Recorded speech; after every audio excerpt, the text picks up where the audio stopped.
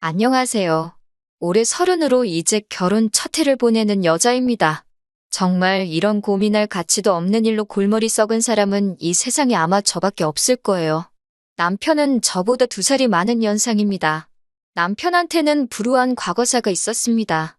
어머님 없이 아버님과 둘이 살고 있는 건 연애하면서 알고는 있었는데 자초지종에 대해서는 이야기해준 적이 없어요.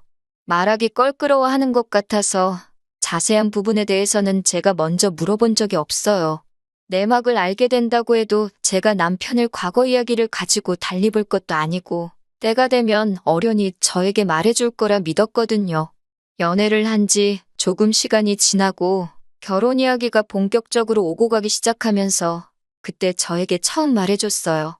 아버지랑 단 둘이 살고 있는 이유는 아버님하고 어머님이 이혼을 하셨기 때문이었네요.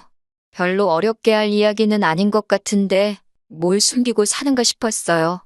그런데 두 분이 이혼하는 과정에서 남편이 어린 마음에 마음고생을 많이 했나 봐요. 그때쯤에서 아버님이 끊었던 술도 다시 마시고 어머니랑 다투는 걸 매일같이 봤어야 했다네요.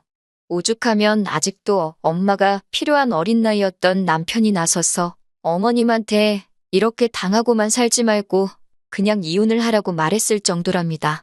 결국에는 두 분은 이혼을 하게 되었고 그 과정에서 남편은 아버지 밑으로 그리고 여동생은 어머님 밑으로 뿔뿔이 찢어지게 되었다네요.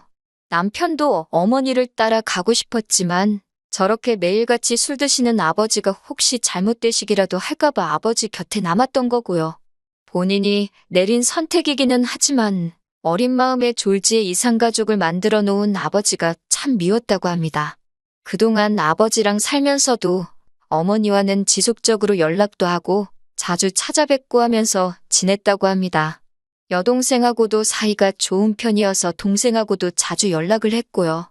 동생은 저도 만난 적이 있는데 자취하고 있다고 들었으니까 동생이 어머니 쪽으로 가 있고 남편이 아버지 쪽에 가 있고 하는 사실은 상상도 못하고 있었지요.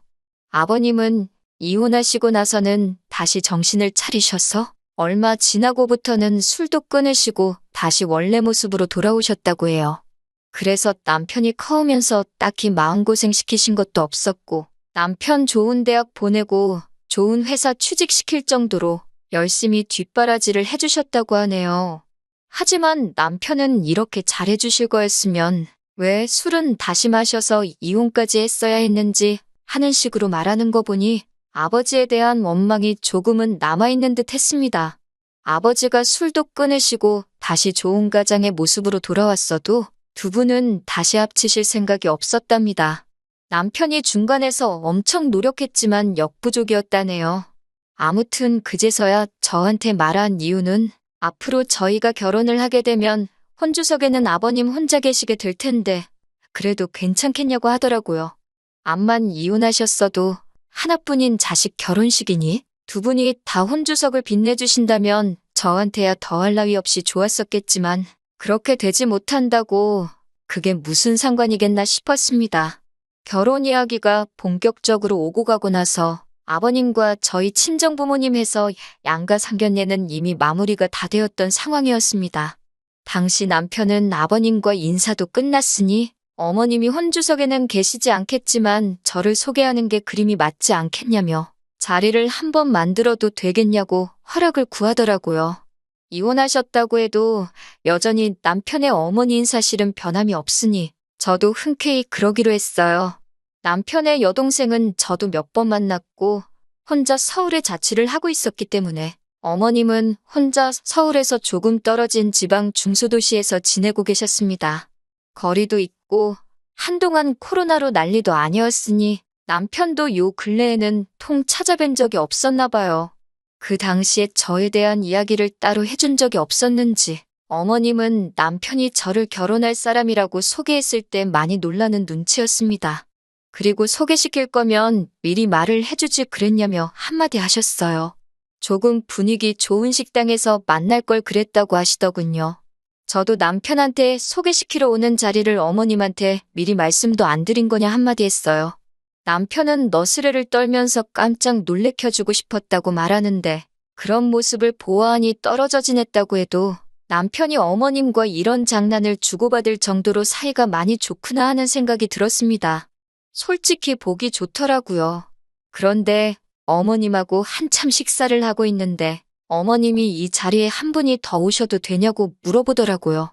남편이 누구시냐 물었는데 어머님도 똑같이 너희들 깜짝 놀래켜주고 싶으니 당신도 말을 안 해주겠다고 하셨습니다. 그리고 식당 안으로 어떤 남자분 한 명이 들어오는데 남편 표정이 살짝 굳어지는 걸 느꼈어요. 그리고 그때 사건이 터져버리고 말았네요. 어머님은 그 남자분을 저한테는 시아버지 되실 분이라고 소개를 해주더라고요. 그때 좀 혼란스러웠지요. 헷갈리니까 족보 이상하게 만들지 말고 제대로 정리하고 넘어가자고 말할 수도 없었고요. 자리가 자리였더니만큼 괜히 토달지 않고 그냥 넘어가려 했었어요. 남편이 어떻게 정리를 잘해줬으면 좋았겠는데 남편도 뭔가 평소랑은 사뭇 달라 보이고 말수도 적어지고 반응도 싸늘했거든요. 어머님이 식사도 다 끝났으니 조용한 데로 옮겨서 이야기나 더 나누자고 하시는데 남편이 급한 볼일이 있다고 하면서 자리에서 벌떡 일어났습니다. 돌아오는 길, 차 안에서 남편은 전에 없던 표정을 하고 있었어요. 무슨 일이냐고 물어보는데도 생각이 정리가 안 되는지 심각한 표정으로 운전대만 붙잡고 있었습니다. 중간중간 깊은 한숨을 계속해서 내쉬면서요. 서울에 도착하고 나서야 남편은 여동생한테 전화를 했습니다. 어머님, 아버님이 갈라선 것만 알지 자세한 내막은 제가 전혀 모르는 부분이다 보니 함부로 끼어들 수가 없었어요. 그런데 남편은 말 그대로 멘붕이 왔는지 어이없어 하면서 말을 잇지 못하더라고요. 남편은 생각이 정리가 겨우 다 된 건지 그제서야 저한테 입을 열었습니다. 눈가에는 눈물까지 고여서 자기는 이제 어떡하냐고 하면서 제 앞에서 처음 눈물을 보이더라고요. 참 놀라운 이야기였습니다. 아버님하고 어머님이 이혼할 때쯤에서 아버님께서 술 취해서 항상 어머님한테 폭언을 하며 언급하던 사람이 있었답니다. 어머님은 말도 안 되는 소리 하지 말라고 했고 아버님은 항상 술에 취해서 그러고 계셨으니 남편 눈에는 그게 다 아버님께서 어깃장을 부리고 있었다고 믿었던 거예요. 그리고 오늘 그 자리에 저희들한테 소개해준 그 사람이 아버지가 항상 어머니와 싸울 때마다 언급하던 그 사람이라는 거예요. 아버님이 술 마시고 부리는 주사와 의처증 때문에 어머니가 도망갔다고 그렇게 믿어왔는데 그게 아니었던 겁니다. 어머님이 다른 남자를 만나고 있던 게 사실이었고 아버님은 그 사실을 견디기 힘들어 끊었던 술을 입에 다시 대기 시작하셨던 거고요. 그렇다고 술을 이기지 못해 가족들한테까지 피해를 끼친 아버님 잘못이 없어지는 건 아니겠지만 남편이 원망했어야 하는 건 아버님이 아니라 어머니였다는 거죠. 동생은 이미 오래전부터 어머니가 그분을 만나고 있다는 사실을 알고 있었답니다. 자기도 이 꼴 저 꼴 보기 싫어서 독립해서 무작정 서울로 상경한 거라고 하고요. 그 과정에서 아버님한테 도움도 많이 받았다고 하네요. 다 알면서도 남편한테 말 안 해준 건? 아버님이 아들 어미 사랑이 저런데 혹시나 마음의 상처라도 받으면 어떡하냐고 비밀로 해달라고 부탁을 했었다고 하더라고요. 여동생 입장에서도 어머니가 진짜 그 사람을 남편이라고 소개할 거라고는 상상도 못했던 일이기에 그냥 그동안 알면서도 아버님 부탁 때문에 남편에게는 쉬쉬하고 있었던 거라고 합니다. 아버님 또한 아들이 상처받는 게 싫어서 남편한테는 따로 해명을 하지 않았던 거였고요. 심지어 어머님이 저한테 시아버지라고 소개해준 새아저씨는 가정이 또 따로 있는 분이라고 하더라고요. 남편 동생 말로는 이혼만 해주면 어머니랑 살림을 합치실 거라고 했다는데 15년 세월 흐르는 동안 아직도 어머님은 이혼까지 해가며 그 집구석에서 첩대접을 받으며 생활하고 있던 상황이었습니다. 남편이 자기가 아버지를 오해했다며 자기는 어떻게 하는 게 좋겠냐고 하더라고요. 평생을 그렇게 알고 지내왔는데 자초지종을 알게 된 정신적인 충격이 너무 커 보였어요. 그 충격의 크기가 얼마나 큰지 제가 감히 가늠할 수조차 없겠죠. 달리 다른 말은 못하겠고 아버님한테 이제부터라도 잘하면 되는 거라고 했습니다. 아버님이 비밀로 하신 것도 나름의 이유가 있지 않았겠느냐고요. 뒤늦게라도 오해가 풀렸으니 더 다행인 거고 그게 우리 결혼하기 전이라서 더 다행인 거라고 남편을 다독여줬습니다. 남편도 생각했던 것보다 금방 털어내고 일어났어요. 자기가 마음고생한 게 힘들어한다고 없어진 것도 아니고 말이죠. 남편은 남편 나름대로 여기까지 와서 돌이킬 수 없으니 그냥 여태껏 해왔던 만큼 하고 늦게나마 아버님께 더 많은 효도를 하는 걸로 마음 정리를 한 것 같더라고요. 솔직한 마음에 남편이 어머님에게 미련을 두는 것부터가 이해가 가질 않았습니다.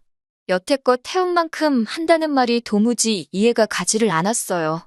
몇 번이고 아들한테 진실을 말할 기회가 있었는데 그동안 이런 방구도 없다가 정말 말도 안 되는 타이밍에 사실은 당신이 바람핀 게 맞다고 충격 고백을 해버린 거잖아요.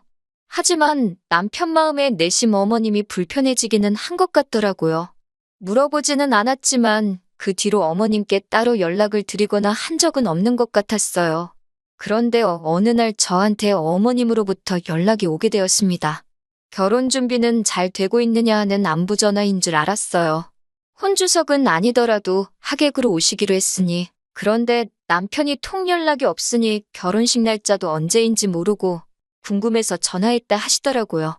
문제없이 결혼 준비도 잘 되고 있고 날짜는 아직 안 잡혔으니 잡히자마자 바로 알려드리겠다 대답했습니다. 그런데 어머님이 다짜고짜 저한테 그러는 게 아니라고 하더라고요. 결혼이라는 게 일륜지대사인데 시어머니인 자기가 상황을 속속들이 알고 있어야 한다면서요. 그렇게 잔소리가 이어지다가 결국 저한테 전화한 본론을 꺼내시더군요. 예단은 어떻게 하기로 했냐고 물으시는 거예요. 저는 그 말을 듣고 순간 흠칫했습니다. 다른 남자랑 새살림 차려서 이혼하신 시어머니한테 예단까지 하는 게 맞나 싶었거든요. 제가 말을 잇지 못하고 있으니 자기가 큰 거 바라는 게 아니고 지금 살고 계시는 집이 많이 낡았으니 도배랑 장판이며 간단한 리모델링 정도만 해주면 된다고 하시면서 자기가 견적도 다 받아놨다고 자기 계좌로 500만 원만 보내주면 된다고 하시는 거예요. 어이가 없었어요. 솔직히 예단이나 그런 걸 떠나서 이건 거의 삥 뜯는 거나 마찬가지잖아요? 그래도 남편과 어머님의 관계도 있었고 하니 제가 남편하고 상의해보고 연락을 다시 드리겠다 했습니다. 그런데 어머님은 예단은 원래 여자 쪽에서 해가는 건데 당신 아들과 상의할 필요가 뭐가 있느냐고 하시더군요. 해달라는 대로 해드려야 하나 말아야 하나 솔직히 며칠 고민했어요. 어머님한테 말했기를 남편하고 상의해본다고 했지만 괜히 말했다가 남편이 엄마 편을 들면 그건 그거대로 화가 날 것 같고 그렇다고 남편한테 엄마랑 나랑 둘 중에 하나 정해라고 하는 것 같기도 했거든요. 그런데 혼자 그러고 있어봐야 몇 번을 생각해도 아닌 건 아닌 거거든요. 제가 해줄 것도 아니고 오히려 어머님이 어머님대로 남편한테 저를 이상한 사람 취급하며 전화를 하게 만들 바에 제가 선수 치는 게 낫겠다 생각해서 남편한테 말했어요. 남편은 그 자리에서 딱 잘라서 그걸 왜 해주냐며 해줄 필요 없다고 단칼에 정리를 해주더라고요. 그것도 모자라 바로 어머님한테 전화해서 그건 동생 시집 보내실 때 동생 남편 쪽에 물어서 받으시라 강하게 말하더군요. 제가 왜 이걸 여태 혼자서 고민했나 싶을 정도로 시원하게 말을 해줘서 한시름 놓았습니다. 그래도 평생 연락하며 지내온 어머니인데 팔이 안으로 굽지는 않을까 내심 걱정했었으니까요. 결혼식 얼마 남기지 않고 어머님이 그것 때문에 기분이 상해서 그러신 건지는 모르겠지만 막무가내로 당신이 혼주석에 새아저씨랑 같이 해서 앉아야 쓰겠다고 억지를 부리시기 시작했습니다. 그래도 아들 결혼식인데 엄마가 당연히 혼주석에 앉아야지. 하객으로 부를 생각을 하느냐고 저희 보고도 생각이 짧다고 뭐라 하셨어요. 아버님까지 같이 해서 셋이서 앉아있으면 되는 거 아니냐고 억지를 부리시는데 남편도 이때는 속이 많이 상해 보였습니다. 그래도 어머니 과거 마음에 묻고 아무 일도 없었던 것처럼 살기로 마음먹었는데 들어주기 힘든 요구를 계속해서 해오시니까요. 결과적으로는 어머님의 요구는 받아들여지지 않았고 기어코 어머님은 아들 결혼식에 얼굴도 내비치지 않았습니다. 남편은 덤덤하게 넘어가려고 했지만 많이 아쉬워 보였어요. 아무튼 그렇게 저희는 결혼식을 무사하게 끝마치고 정식으로 부부가 되었지요. 그리고 얼마 전 추석 연휴가 시작하기 얼마 전의 일입니다. 결혼 후에 첫 추석이니 저희가 계획을 세우기를 첫날에는 아버님 댁에서 하루 보내고 둘째 날에는 친정에서 하루 보내고 나머지 날들은 집에서 푹 쉬는 걸로 나름대로 계획을 세우고 있었습니다. 그런데 갑자기 제 전화기가 울리는데 평소와 똑같은 벨소리였는데 그날따라 소리가 불길하게 느껴지더라고요. 안 좋은 예감은 틀리는 법이 없다더니 어머님한테서부터 걸려온 전화였습니다. 결혼 전에는 예단 안 준다고 삐치고 그것 때문에 결혼식도 참석 안 하신 어머님이 하실 만한 말씀은 아니었던 것 같습니다. 이번 추석의 명절 당일날 동생 데리고 같이 내려오라고 하시더군요. 그날은 남편하고 친정에 가기로 정했다고 그래서 못 찾아뵙겠다고 말씀드렸더니 저보고 그러는 거 아니라고 하시면서 양가를 똑같이 챙겨야 한다고 하시더라고요. 양가 똑같이 챙길 거라고 연휴 시작하면 아버님 댁에서 하루 보내고 명절 당일날에 친정에서 하루 보내기로 한 거다 하고 설명을 드렸죠. 그러니까 어머님이 여자는 명절 당일에 친정을 가는 거 아니라고 그러니까 친정에는 명절 다음 날 가고 저희 보고 명절 당일에는 시댁으로 내려오라는 겁니다. 그 집구석이 시댁이라고 하는 것도 어이가 없었지만 더 어이가 없는 말을 이어서 하시더라고요. 첫 명절이니만큼 자기도 며느리가 차려주는 밥 한번 먹어봐야겠고 아들 내외한테 효도도 받아야겠다고 하시면서요. 효도를 계속 강조하시는 걸 보니 내려와서 밥을 해주든 사주던지 하고 용돈까지 달라고 길게 돌려서 하시는 말로밖에 안 들리더군요. 듣고만 있기에는 너무 안타까워서 한마디 했습니다. 어머님한테 아무리 착각은 자유라지만 잘못해도 너무 잘못 생각하고 계시는 거 아니냐고요. 제가 어머님을 아줌마가 아니라 어머님이라고 불러드리는 이유는 남편을 낳아주신 분이기에 어머님이라고 불러드리고 있는 것일 뿐 제가 남들 하나밖에 없는 시댁을 저 혼자만 2개를 갖고 싶어서 어머님이라고 부르고 있는 게 아니라고요. 저한테 시아버지 되실 분이라고 소개해 주셨지만 그분은 어머님이랑 사실 분이지 저랑은 상관도 없는 사람이지 않냐고. 그렇게 된다면 어머님한테 효도해야 할 자식들은 그쪽에 따로 있지 않으시냐고. 번지수 잘못 찾으신 거 아니냐고 했습니다. 왜 그쪽 집구석하고는 일도 연관없는 저희들 보고 남의 집에다가 효도를 하라고 하시는지 모르겠다고 말이지요.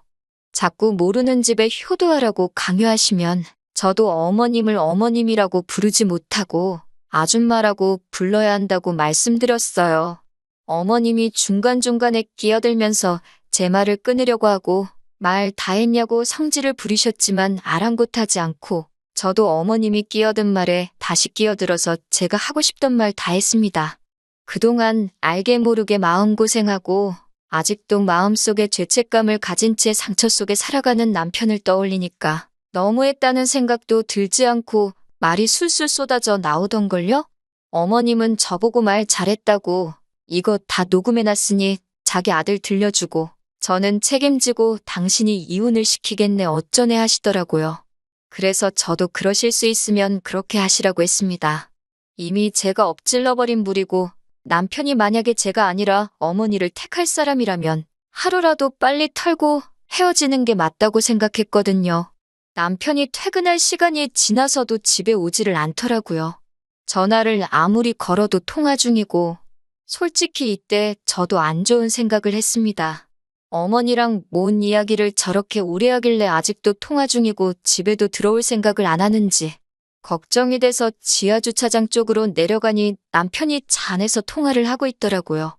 얼마나 통화에 열중했는지 제가 근처를 지나가는데도 보지 못하고 무슨 이야기를 했는지 모르지만 제가 차 근처에 갔을 때는 통화가 마무리되고 있는 상황이었습니다.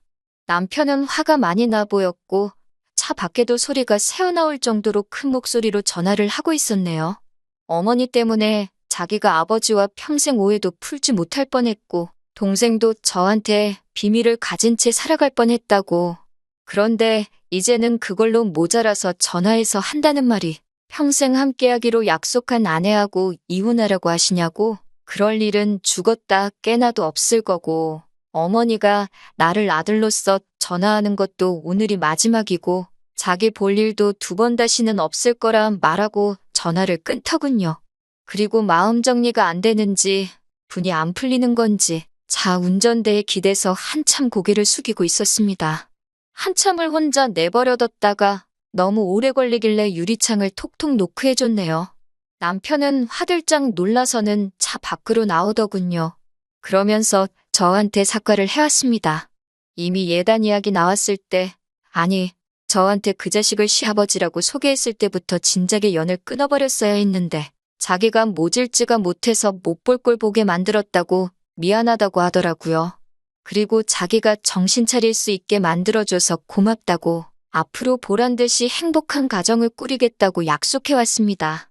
어머님한테 유독 약한 것 같아 걱정했는데, 아무리 제가 일을 저질러 놨지만 저렇게 해결해 놓은 거 보니 저도 제가 사람 보는 눈이 정확했던 것 같아요.